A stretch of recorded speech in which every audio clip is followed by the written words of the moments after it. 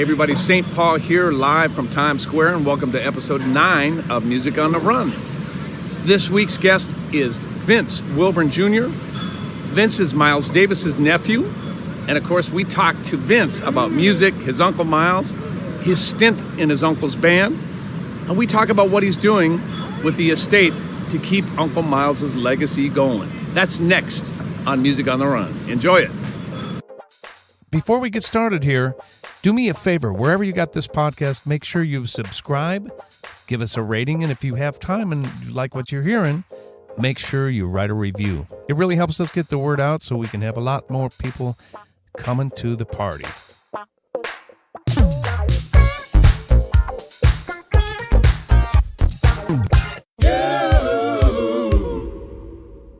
Hey everybody, St. Paul Peterson here, and welcome to yet another edition, a special edition of Music on the Run, live from the NAMM show in front of a live audience. Let me hear you.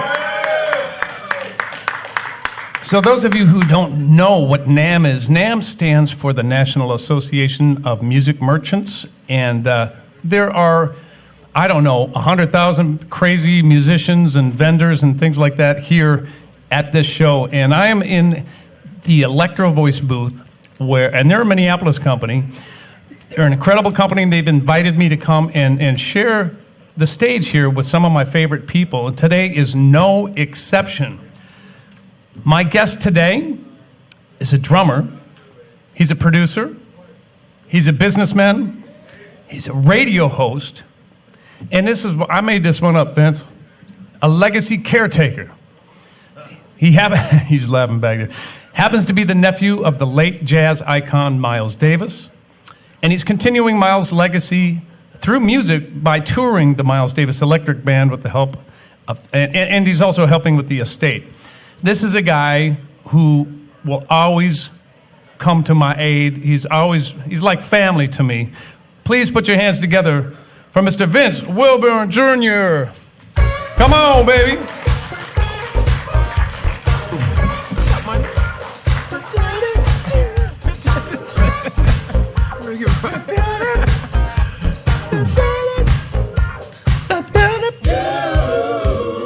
Let's hear it for Vince. Come on. Hey, man, thank you so much for coming by. I know it's a crazy time out there. Navigating NAMM is always loads of fun. Welcome. Parking is great. Parking's is loads of fun. You got to bribe people and tip people. I know. $50, $60. Chicago, huh? Yeah. South side of Chicago. Sorry about them Bears, man. We're taping this in January, by the way, so there's a lot of things that just happened, but I'm a Vikings fan. Sad Bears. I know. We'll be back next year. As will we. Yeah. We'll face off next year. You and I have similar backgrounds. Mm-hmm. You grew up playing in Chicago in the Midwest, mm-hmm. where the cold keeps the bad people out, mm-hmm. for the most part. Mm-hmm. And you grew up playing funk. Tell me actually, how did this all happen? Were you in a musical household, or? Well, my mom was an educator, school teacher, and my dad was in the military, and then he went on to teach ROTC at different high schools, and I was just bitten by the bug when my uncle used to come and play and perform in Chicago. But the way I was bitten is that I would stay on the side of the stage, while my parents went in the audience to see my uncle. I would stay in the wings. And so I was fixated on whatever the drummer was doing. I would keep my eyes on Uncle Miles, but it was always about what the drummer was doing. And I was like, that's what I want to do. And that was it. Gravitated towards the drummer right Tony away. Williams told Wallace Roney he knew I was going to be a drummer. Because I used to stare at him just like in awe, See, now you're mentioning all the names that I just have idolized my entire life, and you're standing on the side of the stage with them. Miles, Jack. Yeah, but when you're young, you don't know the magnitude of, I never know how enormous of an artist that my uncle was. But as I got older, I would like kind of figured it out, As a kid, back when I was a kid, they didn't have TSA, so you could go meet the the passengers at the planes. Oh, right. But walking back from the plane back to the car, he would stop. People would stop him every 5 or 6 steps. And I'm like, why is everybody messing with Uncle Miles like this? and the older then I kind of figured it out, and then sitting and listening to records myself in the basement, and then he talked my mom into buying me a drum kit. So. No kidding. Oh yeah. How old were you when you got that first kit? 6. Is that right? But he said, make sure that he's serious about it. Buy him an inexpensive Sure. kit. And if he was serious, then we'll get him something, professional kit. So you started playing drums, man, and that turned into a whole thing. When were you starting to gig out and doing things like that? Chicago, it was like Minneapolis. You had bands, we had talent shows, we had after-school programs. A lot of that is missing nowadays, and you don't have the kids don't have any outlets, But the talent shows kept us off the streets, and the battle of the bands, Sure. I'm sure they had them in Minneapolis. Oh yeah. We just formed groups. We had like a fraternity, and my mom, as long as my grades were great, we could rehearse in the basement every 5 days a week, and then play on the weekends. And this is grade school or high school? This is like high school, like Okay. grammar school, high school. All right. And Uncle Miles used to call the house and have my mom put the phone down and listen to us rehearse. Did you know that he was listening? Oh yeah. Oh, you did? Because Okay. he would critique us after the rehearsals, and he How would you said, like that, right? Play this and tell Vince to do. Who's the Vince, guy you on do the this. phone? It's just Miles Davis critiquing But me. we didn't That's look all. at it like that. We knew who he was, but it was like, Uncle Miles was helping us out. But that's fam. Yeah. And so one time he called, he heard something in us. This went on for about 3 or 4 weeks straight. And then he critiqued us one day, and then after the critique, he said, "You guys want to make a record?" And that was Man with the Horn. And he flew us to New York to do Man with the Horn. That was 1979, 80. Vince, what was the name of that band? It was called AL7 or Data, because we played with the ALL, we put the L of AL7, and it had 2 names. Okay. But man, we were like, yeah, and we flew to New York, and first thing we did, we ordered room service, and we invited all our boys who lived in New York over to the house and just ate, and they got on us about the room service. What was it like to get the nod from your uncle? I mean, do you think that he had any kind of? Do you think that he hesitated at all and went, I don't want my nephew to come out here, and I want him to succeed? Or do you think it was any kind of a family thing that he wanted to encourage you, or did he want to keep that separate? How is that dynamic, I guess, is my question. Well, I think he heard something in all of us, not just me, but all the guys in the band, and he just wanted to see where we could go with it, and we recorded like 30 songs in the course of a week, and Gil Evans was in the corner like smoking a joint and just chilling, and it was amazing, man. It was amazing. Tio Macero, the great producer, Macero, Stan Tonka was engineer, and we recorded on 30th Street, that famous, where they did Bitches Brew and right, and all those, that was great like records. home for him. I suppose. Yeah. That's unbelievable. But the thing about playing with Uncle Mike, you don't have the time to think about it. You got to do it. It's like, let's go. But you were ready. That sounds like you guys. Well, you got to be ready. So, explain to me the prep though, because maybe you were doing it subconsciously, but I think it's good for my listeners to know what the prep is for the actual nod. I mean, he called, but you could have been not ready too. Yeah, but Paul, there was no prep, because he liked the spontaneity of the musicians. I have long discussions with Herbie and Chick about this. He heard things that we didn't know we had in us, and he sprinkled, and he would just give you just a little bit of advice, and then you could apply it to your instrument. So maybe prep wasn't the right word, but he knew you could play. Well, yeah. He heard something. But he sent me like these records like James Brown, The Big Payback, and the Immortal Otis Redding, and Slide and the Family Stones, and he loved Buddy Miles, the band of Gypsy. Is that right? Oh, loved him. He used to cook for Buddy Miles, like make bouillabaisse for Buddy. So he was sending you records? Oh yeah. Back then they had record guys, Right, So there was a guy named Granville White who would bring me stacks of records to the house. Yeah, and I would sit in the basement and play them. No kidding.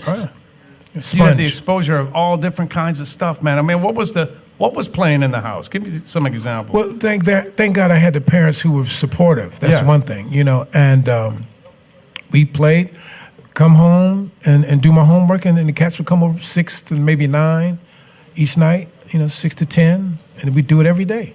Because my mom grew up with Miles and his band, so she was chill with it. She knew all about that. Oh, yeah, she was cool. Right. And my dad was cool.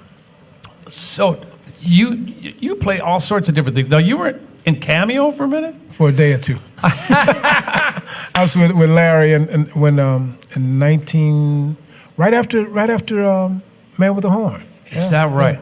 Well, the reason I bring that up is because I want to talk about versatility and the importance of versatility in your career, man, because you play all sorts of different genres. Is that an important thing to have? It's very important, Paul.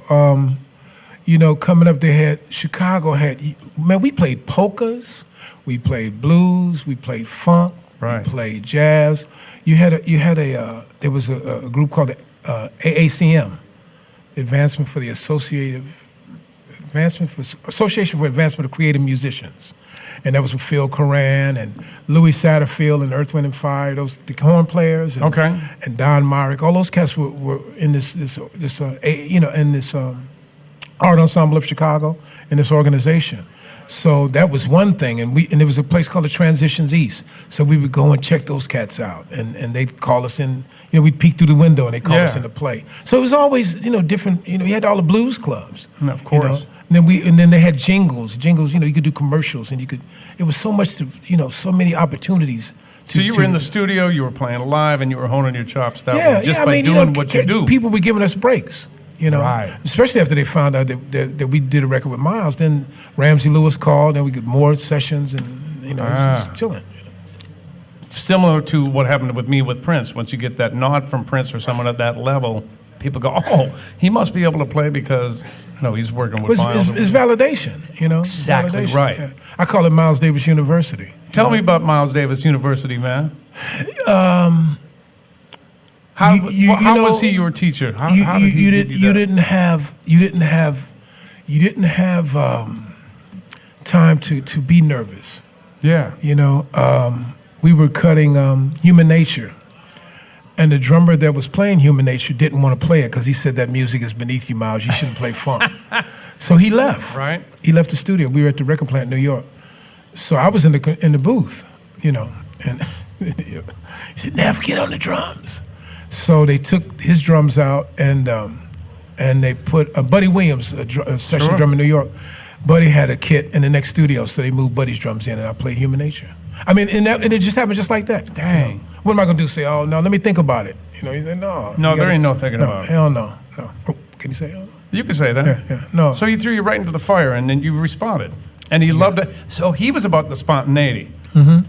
It's funny with different artists because the reason this is so interesting for me is I really see how Prince modeled a lot of different things in his life after your uncle, and there's a couple different things that were opposite though, and one of them was, especially when I was in the group Morris Day in the time, I grew up in a bebop family, so and a drummer, by the way, and so my instruction from my family was play who you are, play what you want, right, Kenny Lee? Yeah. All right, so that's how I grew up. When I got into the time, it was like, erase all that, here's your part, play it well, play it funky, do this. Now it seems to me that Miles had the philosophy of practice on stage. Yeah. Because I've read that. Yeah, because you guys rehearse. Prince liked to rehearse a lot, right? Oh. Yeah. Yes, he did. And it's funny. He would just play the set list down 1 or 2 times, and then and then that was it. He'd call it, and everybody would be nervous at rehearsal, and then he'd say, "Okay, y'all got it," and then he would leave, and then, as the tour took place, then he would shape the songs, shape the set list, switch the set list, and that's when the amazement of the creative flow of Miles happens, That's why he never liked to take 1 or 2, after 1 or 2 takes in the studio, he called a session because that was it. He said the freshness and the creativity was out, I totally agree. Because then you're just going through the shit and you're not really... by the 9th or 10th take, it's all gone. Yeah. And then people revert back to the first take. Yeah, anyway. then your mind, then your focus is not on the music. Well, exactly, right. It's on the click or whatever the case may be. Yeah. So tell me how you transition from just playing drum, not just, but playing drums into a co-producer role. How did that come about? For You're Under Arrest, didn't you co-produce you know, that? he just wanted another set of ears, you know. Okay. I that co-producer thing is like, it's the musical directions of music by Miles Davis. So that's what I respect. What we would do, Bobby Irving and I, or whoever was co-producing, we would take the tapes to him at the end of the night, and then he would critique them and tell us what to do the next day. Right. And he was nice enough to give us that credit, you know. But it was always under the direction of what he wanted to do, direction of Miles Davis. But it was, like you said, a second set of ears. Yeah. Well, it was second set of ears, and then Bobby Irving was another set of ears. Yep. And then he would bounce things off of us. But he had the ultimate, you know, of course, Sure. the final say. But that's nice to get that nod as well as a co-producer. Yeah, and you learned a lot, man. You learned, I learned with my band to spark the creativity of the cats. You know, don't beat it in their head. And let them be free. Let them breathe, and then you come up with some hip things. You know, keep it open. Exactly, man. You know. So you toured, and you continue to tour now. So because this is Music on the Run, and we like to talk about how you stay in shape and on the road, and about your routines and passing down some information. Tell me a little about like a day in the life for you on the road. Well, I try to get a workout in early in the morning. What's that consist of? Just anything, cardio or some light weights or Okay. just. I love to go on the beach. You know, just trying to get your heart pumping. And about 3 years ago, I stopped drinking, and that was worked the world. Congratulations, Oh, it was man. like, man, it was Hey, like, yeah. all right. Because I wasn't an alcoholic, but I like nice wines and All right. nice wines, I nice understand. wines, Lots of nice and wine. so I never drank on stage, and I never drank. I would wait till after we played, and definitely never drank around Miles. Oh, you kidding? Is that right? Oh, heck! Why is that? No. Why is that? He didn't play that. As a kid, I saw him do battling drug abuse. But Right. But when I was in the band with him, all he drank was Perrier. Is that right? Oh yeah. Well, you came back into you were in his life during his comeback. Is that how that kind of was? I would go visit him in summers. Okay. But he just said he didn't have anything to say. That's what he would always tell me. I don't have anything. I said, "Come on, Chief, you got to play again." I call him. That was his nickname, Chief. And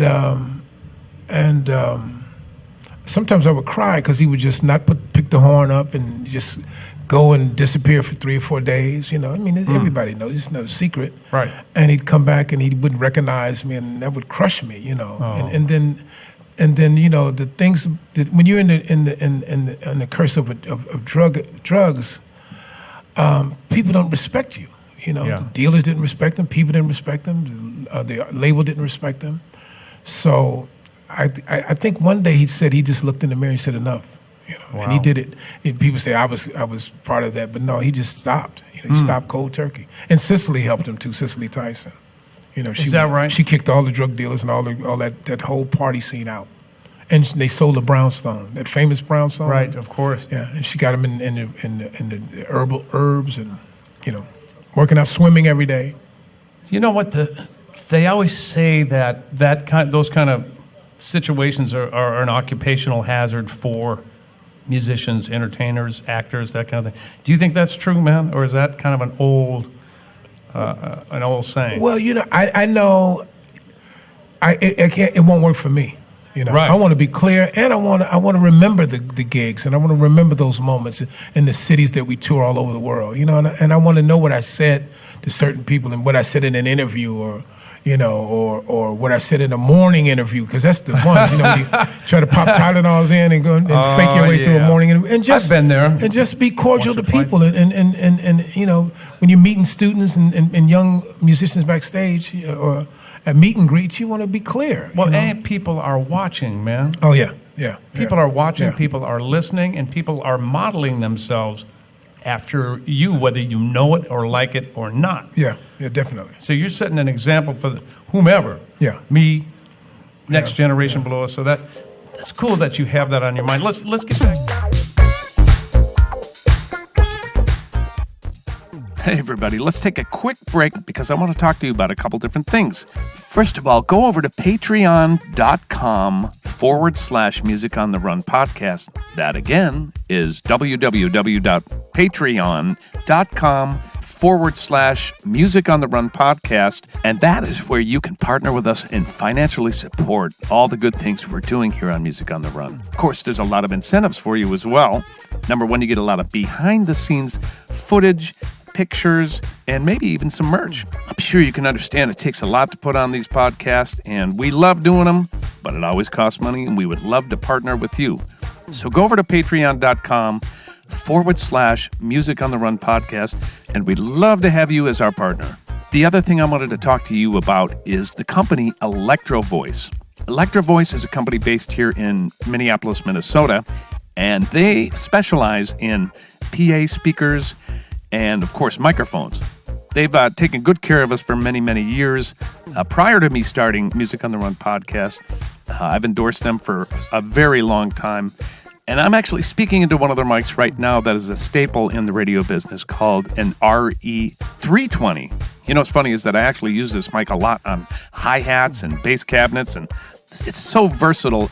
And it's just one of the many, many super high-quality professional microphones that Electro Voice has to offer. Go check them out. You can find them at your favorite music store or just go online at electrovoice.com. Hey, let's get back to that conversation on Music on the Run.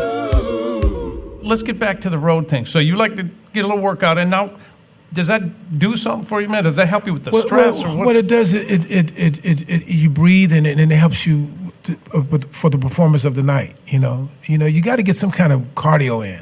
You got to eat right. You more than just playing drums. Oh yeah. I mean, you got to have your mind right, your body right, and it's the way you treat musicians and treat people, treat the promoters. Right. Just be clear.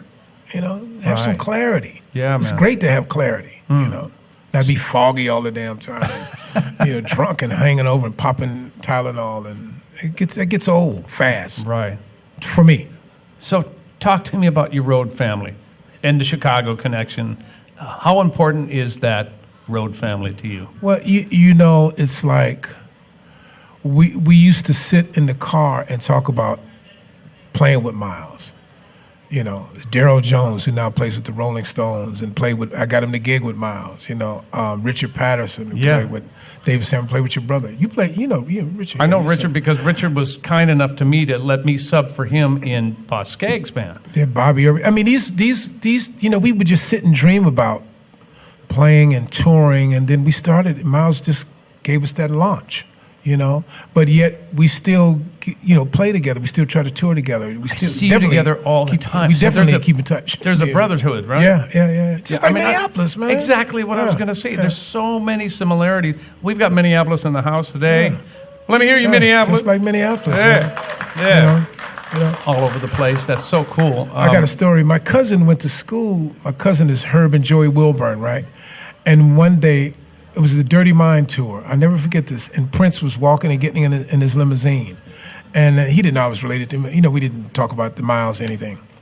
I said, hey, Prince, my cousin, Herb and Joey Wilburn. And Prince stops. And he turns around. He said, yeah, man, tell him hello for me, Because people thought that Prince was, you can't talk to Prince and you can't, But that was kind of cool because they all went to Central High School. So I used to go up to Minneapolis, and I remember going to First Avenue. Is that right? Thinking how cool that was. Yeah, man. It's still cool, by the way. Yeah. Yeah, it's fun back up there. Yeah. So you are continuing the legacy through touring with the Miles Electric Band. Is that something you're going to do going forward, or? Well, what we're doing now. We recorded a new record with a drummer named Lenny White, one of my idols.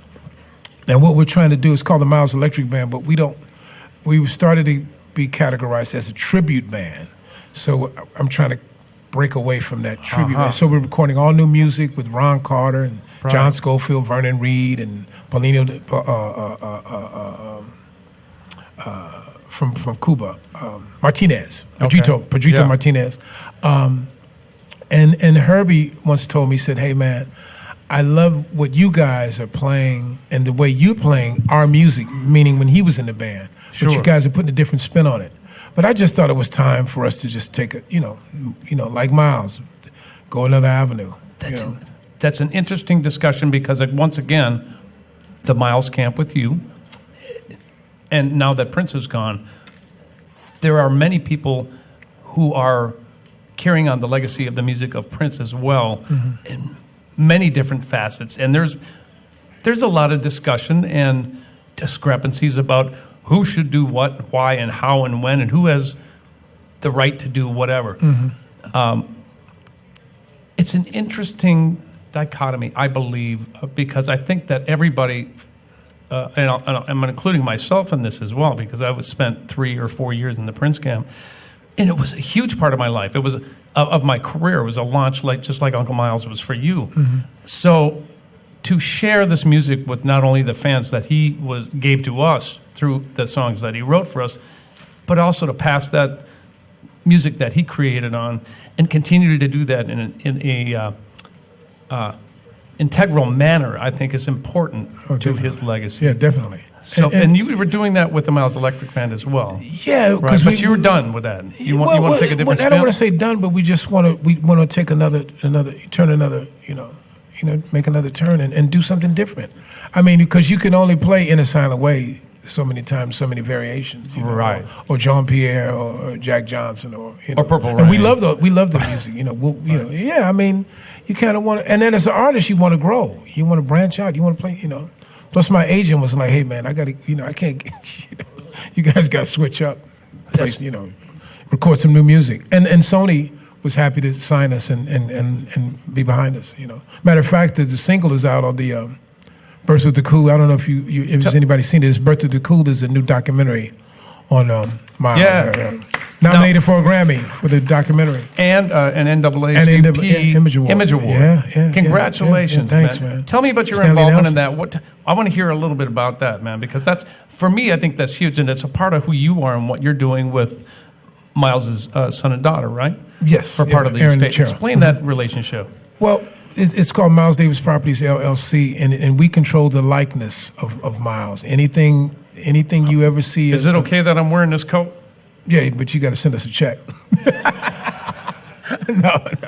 But, music and likeness. And we've done well. He's been gone since September 28th, 1991. And we just try to keep, we get so many requests for licensing for his likeness, for merch, And we did a movie called Miles Ahead with Don Cheadle. Right. In 2016, and we won a Grammy for the soundtrack. Congratulations. But some critics didn't dig it, but I love Don Cheadle. I kind of handpicked him to do the movie, and so after Miles Ahead, Stanley Nelson came back to us. That's the director for Birth of the Cool, and said, "Hey man, I'd like to take a stab at this again." And we said, great. And it was the time. When it's time to do something, and we signed off on it. But we weren't privy to see any of the making. We weren't privy. Like I couldn't go to Aaron's interviews or Francis, his wife, or he didn't want it like that. Quincy, I couldn't go over to Quincy's house, Herbie's house, and he didn't show us the actual link of the film until the day before we would go to Sundance. And I saw it, man. It came in late at night. He lives in New York. He lives in Harlem, and I cried because it was so touching. We didn't sugarcoat anything. It's the good and the bad. We didn't condone the spousal abuse and the drug abuse, but it's in there. It's public record. It's part of his story. Yeah, but what it did portray for me, that Miles came out on top the way he wanted to do it. Interesting. Yeah. So I applaud Stanley Nelson because he's a monster. I hope he wins this Grammy next week. Absolutely, and we'll know by the time this comes out. So I'm going to just say congratulations in advance for pulling for him. Yeah. So let's talk a little bit more about the estate. How do you keep the Miles Davis estate and likeness preserved and future-proof? How do we keep that incredible music and that incredible man to the forefront for generations to come? What's the plan? What you do, you just don't. We don't want to, for lack of a better word, pimp the audience or, put them on lunch boxes and shit. We try to tastefully keep the brand, fresh and either thinking in the way Miles would want to do it. We've had requests to do licensing from hip hop groups, and I remember this. I won't name the name of this one group, and the first thing they wanted to do Sketches of Spain, and they sent us a demo, and the first thing out of their mouth were beat bitches and hoes, and we were like, no, and they wanted to offer us a lot of money, so we were like, no, it's not about the money, it's never about the money, right? It's about the integrity of the brand. Absolutely. So, and so it comes at us licensing and merch and things come at us, 3 or 4 times a week. So tell me a little bit about the you said Miles Davis changed clothes 6 times a day. Now he's got to have enough stuff in the warehouse for a museum of his own. Is there anything like that in the works? Yeah, we have a museum called We Want Miles, and it travels the world. It was in Montreal, it was in Paris, it was in Brazil, and the first week in Sao Paulo, 600,000 people saw it. Oh man! But it's very expensive to travel, So we have to get underwriters. But we just got a call to try to bring it to Cuba, They're interested in it. So I think it's incredibly important that for people to see that. Oh, yeah. So this is a walk through his life. Yeah. Absolutely. Yeah. So let's move into something I want to talk about, which is the modern music business. How do you see where we're at? What advice do you have for somebody coming up, man? Because you and I, we're old dogs. We've got our paths paved at this point, which is a beautiful thing. But I've got a kid in the music business who came out and sang with me. She moved to LA. She made the leap. Mm-hmm. I'm scared to death for her, but she's not scared because she's 24. Mm-hmm. And I wasn't scared when I was 24 either. But being the age that I am, and I'm her dad, I'm going, ooh, this is a whole new ballgame. Mm-hmm. How do you think kids make art and money at the same time in 2020? You have to be different, and you have to be sure of whatever you're going to do. I love to check out new groups and new artists and dig what they're doing, but have it to be, you got to be talented, of course, but just reach for the stars. Don't be afraid to reach and don't be complacent. Because we need more Miles Davises and more Princes and those type of artists. So I always tell young artists that I meet is just go for the stars. Know your craft. And study your instrument. Study your if it's a voice. Listen to older artists. For the foundation. Absolutely. You got to. So I don't think you're really saying that the game, as far as where you're coming from internally, has changed from when we were kids. Yeah. It's that same passion. It's that same drive. My mom never said, you really should think about this. This isn't a great career. You're not going to make a lot of money. It's like becoming a professional athlete. My mom was an incredible jazz pianist, and all Mom did was feed me gigs.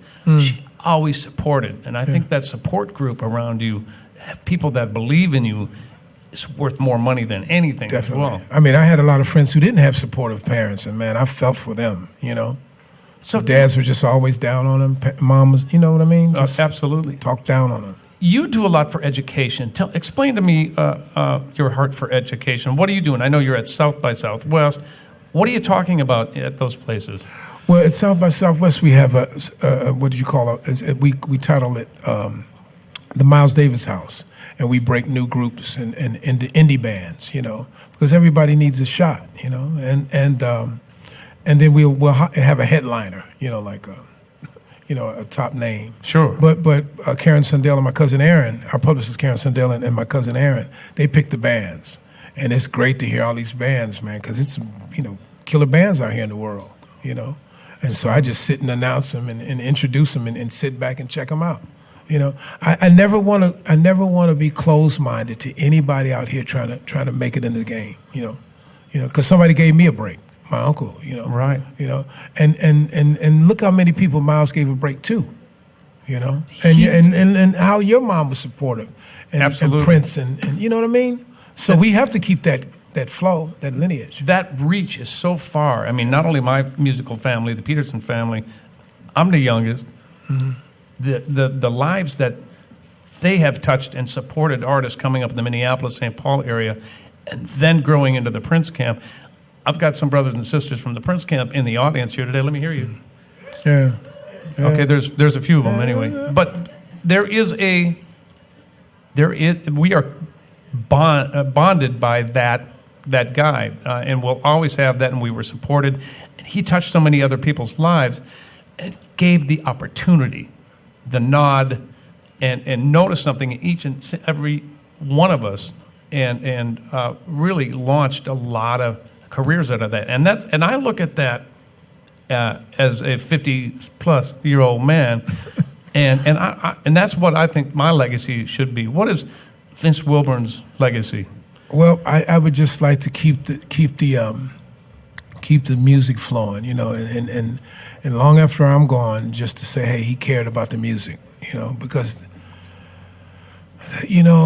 I grew up in Chicago, and Earl's from Chicago, and some people here from Chicago, and it's so violent now, and so kids killing each other, and back when I was coming up, you had a fist fight, and that was it, and then the next day, y'all were buddies again. Right. But how can you take somebody else's life? I think that, and I'm not here to preach, but if you had after-school programs, right, music programs, social studies where you get together after school, right, you wouldn't have that if we had instruments. We have a Miles Davis Academy, and they had padlocks on the library at the Miles Davis Academy, and no music in the school, Because anytime they have cutbacks, music and phys ed is the first thing to go. That's correct.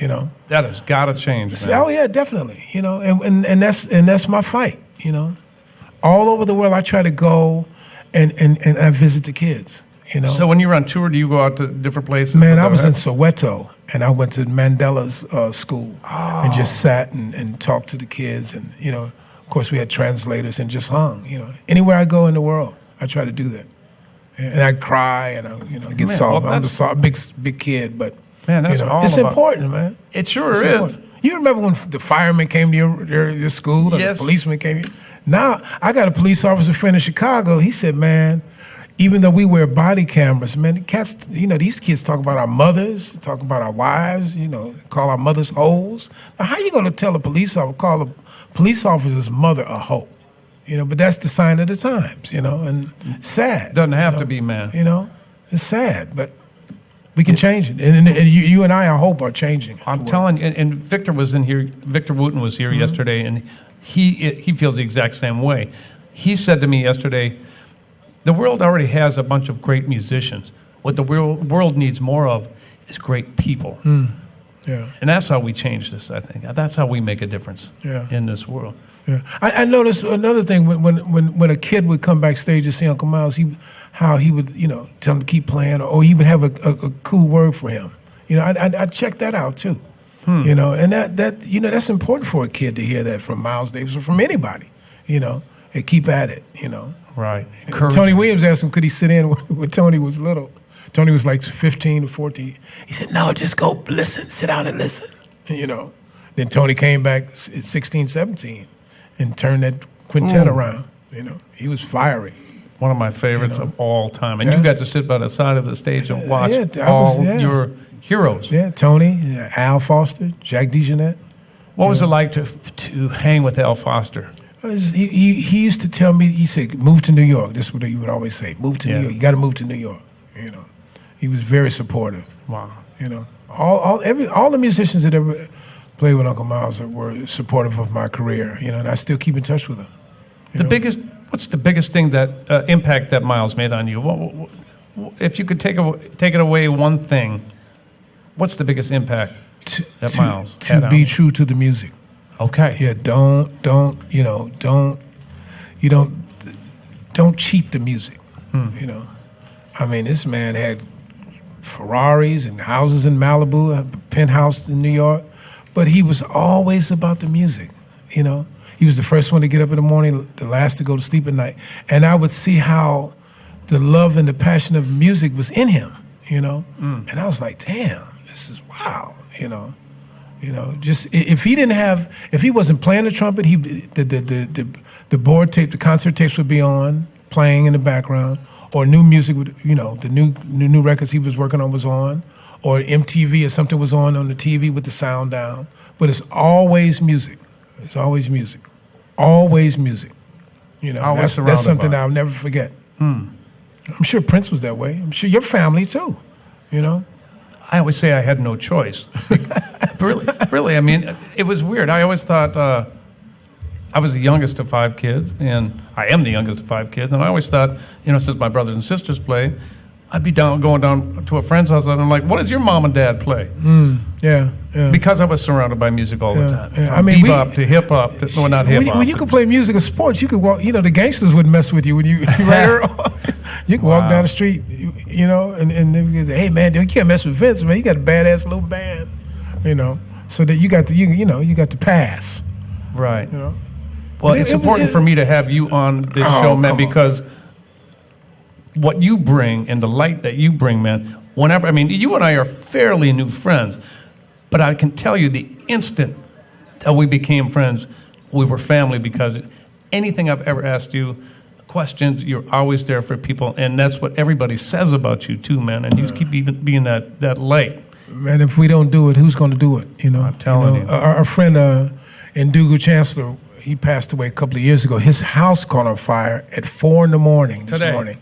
So I woke up, took a shower, and I was with his son until about 6:30, 7 o'clock. Then I came here to NAMM, but I something told me that I had to be there for his son, and that's what we do.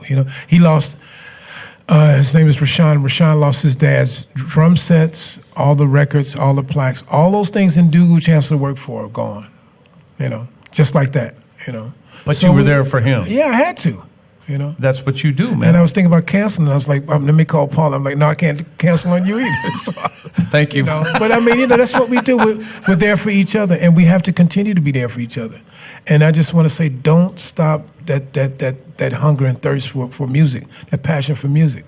Because I watch Miles, I'm like, shh, if he can do it, I know, What's real quick, because we got to wrap it up here. And by the way, thank you for taking the time out. I know how busy you are.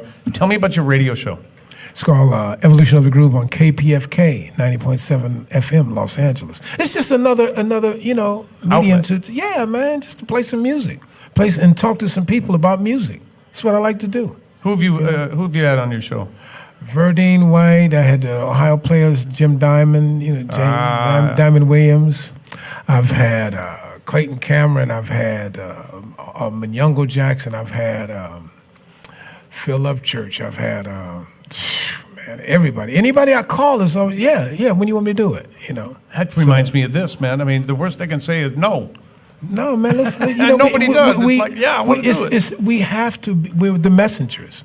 We have to continue to be the messengers and spread the love and, spread this music, man. Because if we don't, and if it stops or if it starts to taper off, then who's going to do it? We don't want to do that.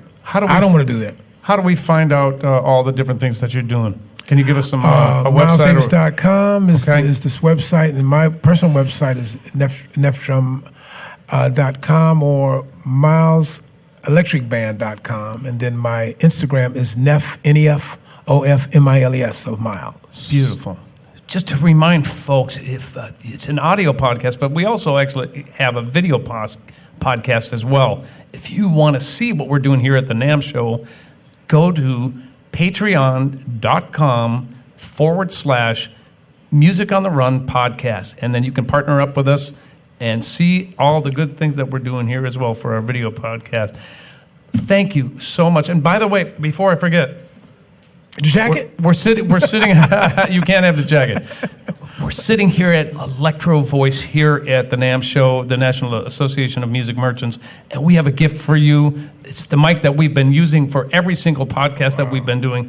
It's an RE320 as our way of saying thank you to you. Thank you for coming on the show. Thanks, man. Give it up for Vince Wilburn. Thank you. Thanks for coming. That's all we got for you today. We'll see you the next time. This is Music on the Run podcast. My name is St. Paul.